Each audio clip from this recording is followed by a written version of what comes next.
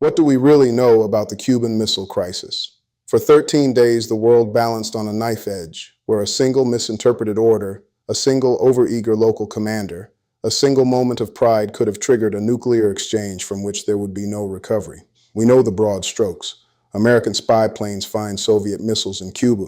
President Kennedy imposes a blockade, and after a tense standoff, Soviet Premier Khrushchev backs down. The Cuban Missile Crisis is often framed as an American victory, a triumph of cool-headed crisis management. But I don't think that's the real story, or at least it's not the whole story. The real story is far more complex, far more frightening, and filled with perspectives we often ignore. It's a story told not from one side, but from three: Washington, Moscow, and Havana. It's a story not just of decisions made, but of perceptions fatally misunderstood. Over the next while, I want to walk through those 13 days again, not as a simple timeline, but as a tapestry of intersecting fears, bluffs, and desperate last-minute deals. My goal isn't just to tell you what happened, it's to explore why it happened and to understand how the fate of the world came to depend on the judgment and the luck of a handful of men. Before we begin, this is an educational and analytical discussion of a historical geopolitical event. It reflects analysis and opinion based on publicly available information and does not promote any ideologies. So let's rewind. To understand the explosion in October 1962, we have to look at the spark that lit the fuse. And for that, we have to go to a swampy coastline in Cuba in April 1961, the Bay of Pigs invasion. A humiliating, failed attempt by the United States using CIA-trained Cuban exiles to overthrow Fidel Castro's communist government. For the new American president, John F. Kennedy, it was a searing political and personal defeat. It exposed a covert operation and made the U.S. look both aggressive and incompetent.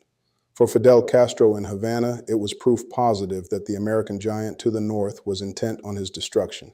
It validated his every paranoia and pushed him decisively into seeking a powerful protector. It suggested to him that this young American president was perhaps weak and indecisive, a man who could be pushed, or at least a man whose reactions could be miscalculated. This cocktail of perceptions is where the crisis truly begins. In Washington, stung by the Bay of Pigs, the Kennedy administration doubled down. They launched Operation Mongoose, a sprawling secret campaign of sabotage, economic pressure, and covert operations designed to destabilize and overthrow Castro's regime. Declassified memos show this wasn't a minor sideshow. It was a top priority project reporting directly to the Attorney General, Robert Kennedy. Plans discussed everything from poisoning crops to orchestrating an internal revolt. Declassified memos show this wasn't a minor sideshow. It was a top priority project reporting directly to the Attorney General, Robert Kennedy. Plans discussed everything from poisoning crops to orchestrating an internal revolt. Now let's shift our lens to Moscow. What was Khrushchev thinking? The traditional American view paints him as an aggressor, sneakily planting missiles to gain a strategic advantage. But his calculus, when you piece it together from Soviet records and his own later writings, seems to have been a messy blend of defensive fear, strategic opportunism, and profound miscalculation. The United States, by 1962, had a staggering nuclear advantage. It had intercontinental ballistic missiles pointed at the Soviet Union, and critically, it had just installed 15 Jupiter medium-range ballistic missiles in Turkey, right on the Soviet border. These missiles could strike Moscow and key industrial centers in mere minutes. To Khrushchev, they were a personal and national provocation. So, his idea formed: what if he could redress the balance and protect his new, vulnerable ally in the Caribbean in one bold stroke? By placing Soviet missiles in Cuba, just 90 miles from Florida, he could instantly double the number of Soviet warheads that could reach the American mainland. It was a high-risk, high-reward gambit, and crucially, he believed he could do it in secret. He assumed the missiles would be operational before the Americans found them, presenting the world with a fait accompli, a nuclear-armed Cuba that the U.S. would just have to accept. This was his first and perhaps greatest miscalculation. The deal was struck in secret in July 1962. Soviet technicians and soldiers began flowing into Cuba, disguised as civilians, to construct the missile sites. For months, the massive logistical operation proceeded under a veil of denial. American intelligence sensed a major Soviet military buildup, but lacked the smoking gun. That changed on a clear morning, October 14th. A high-altitude U-2 spy plane, piloted by Major Richard Heiser, made a pass over western Cuba. The photographs it brought back were, in the words of one analyst, unmistakable. They showed clear, structured installations for medium-range and intermediate-range ballistic missiles. The CIA confirmed it the next day. The Soviet Union was building nuclear missile bases in the Western Hemisphere. The shock in Washington was total. When President Kennedy was shown the grainy photographs on the morning of October 16th, his reaction was one of betrayed fury.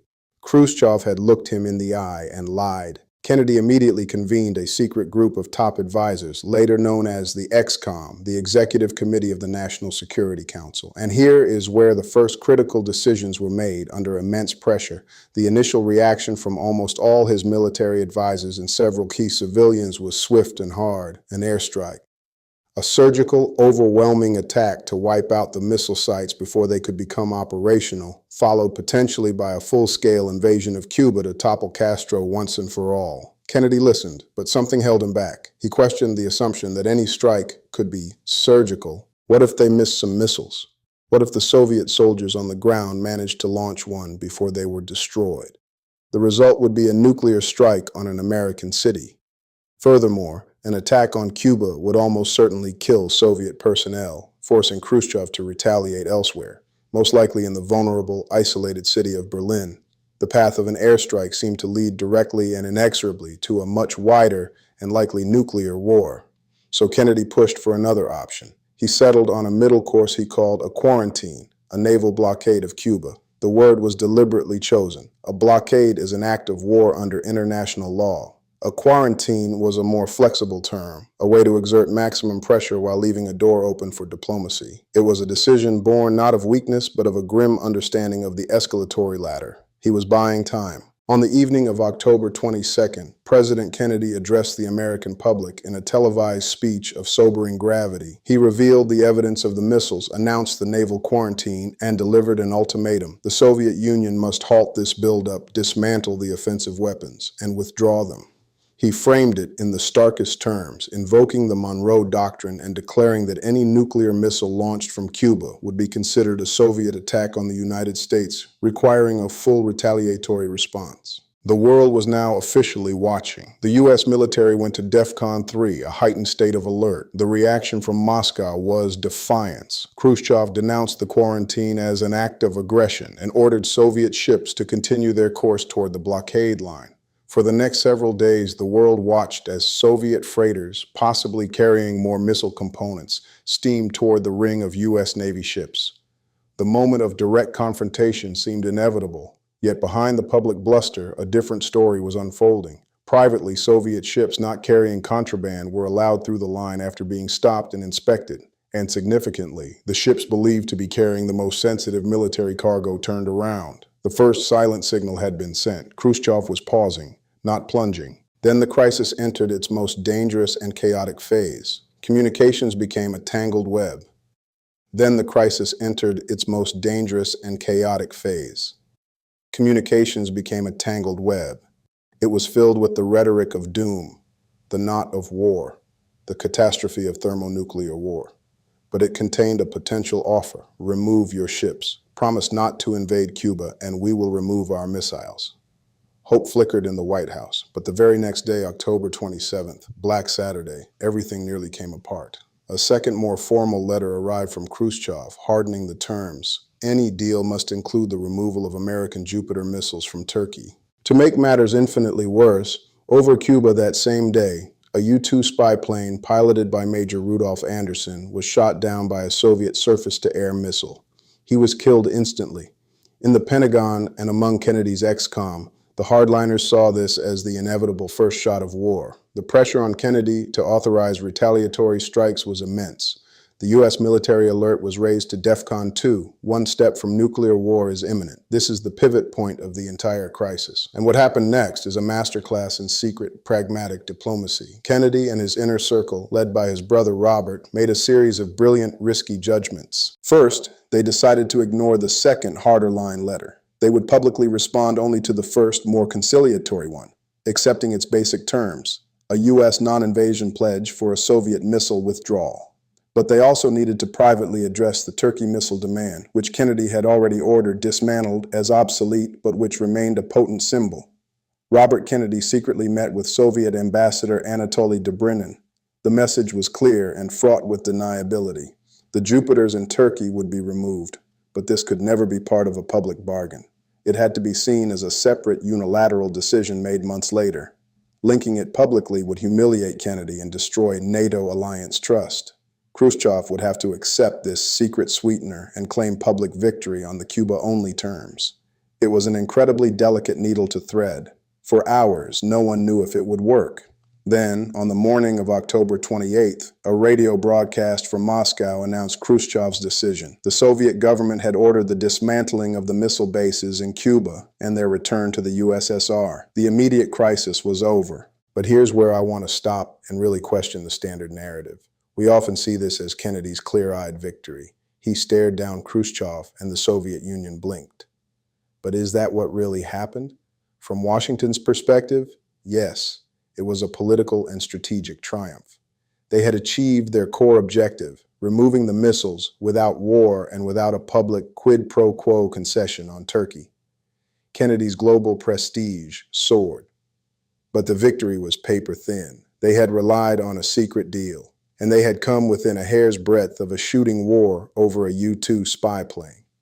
The 13 days mythologizes controlled management, but Black Saturday felt like anything but control. From Moscow's perspective, it was initially seen as a defeat, even a humiliation. Khrushchev had overreached, been caught, and was forced to retreat. This perception contributed directly to his ousting from power 2 years later. But if we look deeper, did Khrushchev actually fail? He achieved his oft-stated public goal, a formal American pledge never to invade Cuba. Castro's regime was now, for the first time, secure from direct U.S. military overthrow. And he got the Jupiter missiles removed from Turkey, a key strategic objective. He traded a public loss for concrete, if secret, gains. It was a clumsy, dangerous play, but not a total loss. And then there's the third, often forgotten perspective, Havana. For Fidel Castro, the resolution was a profound betrayal. He was furious. He had not been consulted on the deal between the superpowers. He had urged Khrushchev to stand firm, even suggesting a nuclear first strike if Cuba was invaded. He saw his island as a pawn, bargained away by Moscow for its own interests. Soviet Deputy Premier Anastas Mikoyan spent weeks in Havana after the crisis trying to calm Castro's rage, a task described in diplomatic cables as exceedingly difficult. Castro felt exposed and used, a feeling that would shape Cuba's prickly independence from the Soviet Union for decades to come. Furthermore, we now know from declassified documents that the danger was even more extreme than either Kennedy or Khrushchev knew at the time. Soviet field commanders in Cuba had tactical nuclear weapons at their disposal to repel an invasion. And on October 27th, as the quarantine tightened, a Soviet submarine, the B-59, was being harassed by U.S. depth charges. Unbeknownst to the Americans, it was armed with a nuclear-tipped torpedo. The submarine, deep underwater and out of communication, was hot, low on battery, and the crew thought war might have already begun. The captain and political officer wanted to fire the nuclear torpedo. It took the refusal of one man, the flotilla commander Vasily Arkhipov, who was aboard, to veto the launch. One man prevented a nuclear strike that day. This wasn't high-level diplomacy. This was blind luck at the very edge of the abyss. So what are the broader implications? What does this messy, three-sided story tell us? First, it demolishes the myth of the rational actor in a pure, calculated form. Kennedy, Khrushchev, and Castro were all acting on deeply flawed information, colored by personal experience, ideology, and fear. Khrushchev's gamble was based on a misreading of Kennedy's resolve. Kennedy's decisions were shaped by the ghost of the Bay of Pigs and the fear of appearing weak. Castro's defiance was born from a very real fear of annihilation. Second, it shows that victory in a nuclear confrontation is almost always a matter of perspective and is almost always Pyrrhic. No one truly won the Cuban Missile Crisis. Everyone lost something: faith, trust, or the illusion of control. The most important outcomes were the structural ones, born from mutual terror. The two superpowers, having peered into the abyss, established the Moscow-Washington hotline to prevent future communication delays. They negotiated the Limited Nuclear Test Ban Treaty in 1963. A new fragile norm was established. Direct, secret communication between leaders during a crisis was not just useful, it was essential, and a grudging respect for mutual assured destruction began to solidify as the grim bedrock of Cold War stability.